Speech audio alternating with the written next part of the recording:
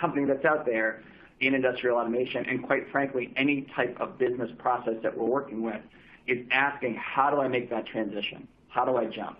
How do I go from a client-server architecture to a pure in the cloud software as a service solution because of how the industry is changing?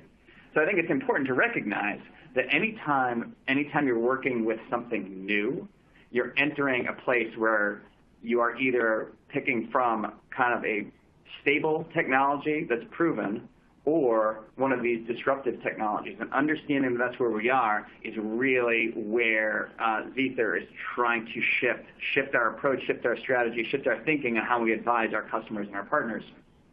So there's a barrier here.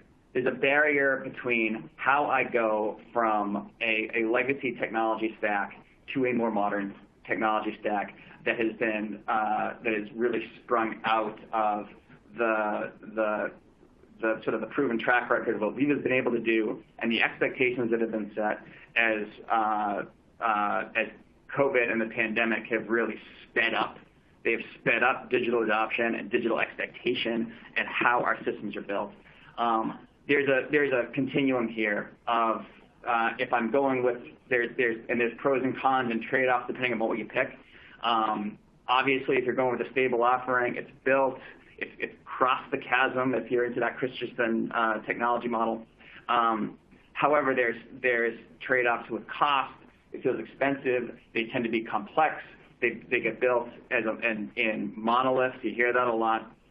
On the disruptive side, they're modern, they're open, they tend to be less expensive and as a service. However, they're new, so they tend to be point solutions. The feature sets aren't fully robust, and you're carrying more risk for successful deployment for the fact of getting a better foundational base. I'm not claiming that one is better than the other. What I am saying is that you have to be pragmatic. You have to be able to choose. You have to understand the trade-offs before you make a decision about how you're building your architecture.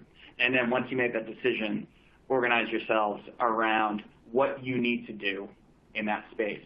So if you build a stable offering, expect the systems and the solutions to be robust, but it's a pragmatic decision to make a decision for today.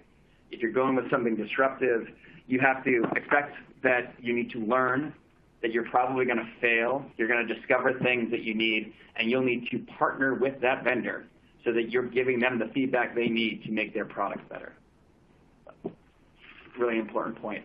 So I think as we think about this disruption from a technology standpoint, this is why things are changing so much. This is why you're being absolutely hit with all these different logos that are out there.